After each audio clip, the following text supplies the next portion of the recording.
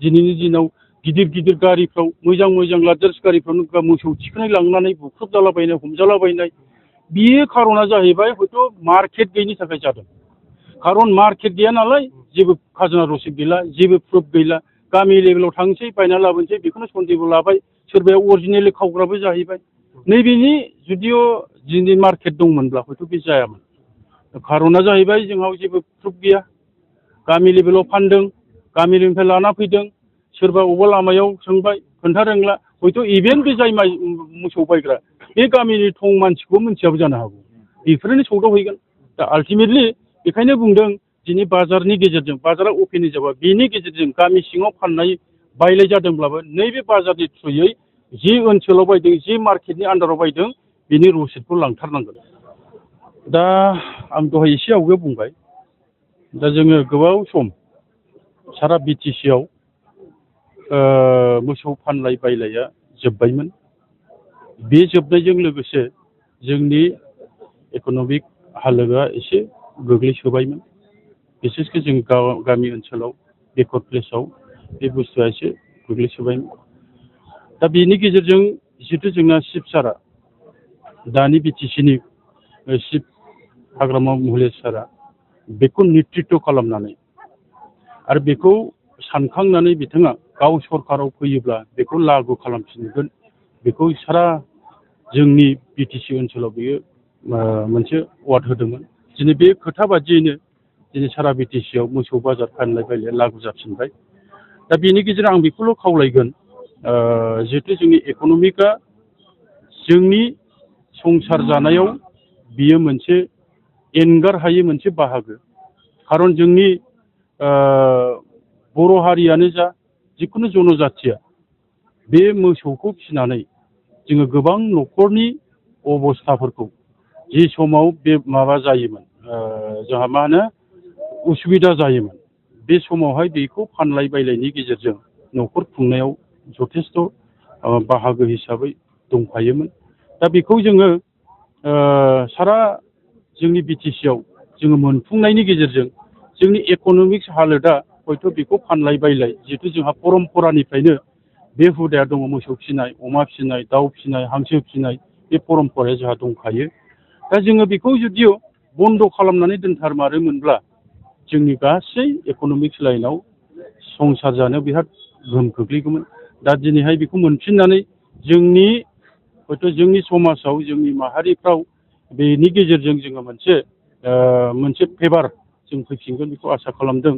खारन बेल' नङा, मोसौ फिसिनाय, हांसो फिसिनाय, दाउ अमा फिसिनायाबो जोबनो लामायाव थांबायमोन। दा दिनैहाय मोसौनि हाराबो बिराद खम जालांबायमोन। मोनफ्रोमबो गामियाव मोननैसोल' न'खर मोसौ फिसिग्रा, न'नै न'थामल' मोसौ फिसिग्रा बेबादि दिनैनि दिनाव दं। दा जुदि जोंनि मार्केटआ बेखौनो लागु खालामखांनायनि उनाव गोबां बेसेनाव जुदिअ फाननाय बायनाया जोलियोब्ला निस्सय मोसौनि हारा बारायफिनगोन जों आसा खालामदों। खारन जोंनि माहारिया बिनि सायाव निर्भर जायो। दा गतिके आं बिनि गेजेरजों आं नोंसिनि चेनेलनि गेजेरजों बेखौनो खावलायफिनगोन, जाहाथे जोंनि गासै माहारिफ्रा मोसौ फिसिनानै जुदि जोङो मोनसे मोजां रांखान्थि आरजिनो हायोब्ला बेखौ फिसिफिननायाव जोंहा जथेस्थ' गोहोम खोख्लैगोन। खारन मार्केटआव फानलाय बायलाय गैयाबा गासिबो बुस्थुआ जोबनो थाङो। दिनै मार्केट जानायनि उनाव बियो मोसौनि बायनाय फाननाय हाराबो बांगोन, मोसौ जाथियावबो हारा बारायगोन, बेखौ आसा खालामो। दा बुस्थुआ मोनसे जेनेबा केटल मार्केट बानायनांगौबा माखासे कनसार्न अथरिटिनि पारमिसनफोर थायो, नेम निथिफोर थायो। दा बेफोर बुस्थुनि सायाव माबायदि? जथेस्थ' बियो फर्मेलि नङाब्ला मोनसे मार्केटखौ खुलिनो हाया।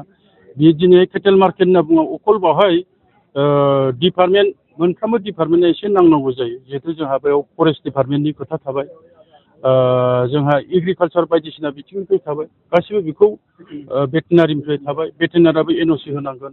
दा बेफोरखौ गासिबो दिनैनि जायफ्रा बेखौ खालामनानै लाबोदों बिथांमोना जथेस्थ' मोनथिगौ। खारन बियो अफिसियेलि माखासे गाइडलाइन दं, बे गाइडलाइनखौ पालन खालामनांगोन। बेनि गेजेरजोंसो टेन्डार जाखांनायनि उनाव टेन्डार अपेनिं जाबाय, टेन्डारनि उनावहायसो बेखौ अपेनिं खालामनो हायो। बेनि खाजोनाखौथ' गावसिनि कमिटिया डिसाइड खालामगोन। फानलाय बायलायनि जिहेथु जोंहा बेफारिफोरनि खोथा थाबाय लकेल फाननायनि खोथा थाबाय दा बेखौ गावसोरो कमिटिया बोरै मिलायनानै लानो हायो बेखौ खालामगोन। जोङो गोबां समाव नुनो मोनो मोसौ बायनाय फाननाय समाव मालाबा बेले बेले जायो सोरबा खावनानै लाबोना फाननाय मानाय बेनि सायाव माबायदि? बेथ' नंथारगौ आरो एसे आवगोलावबो नोंसोरबो ससियेल मिडिया खालामग्रा हिसाबै नोंथांमोना मिथिगौ दिनैनि दिनाव गिदिर गिदिर गारिफ्राव मोजां मोजां लाक्जारिस गारिफ्राव मोसौ थिखोनाय लांनानै बुख्रुबजालाबायनाय हमजालाबायनाय बियो खार'ना जाहैबाय हयथ' मार्केट गैयिनि थाखाय जादों।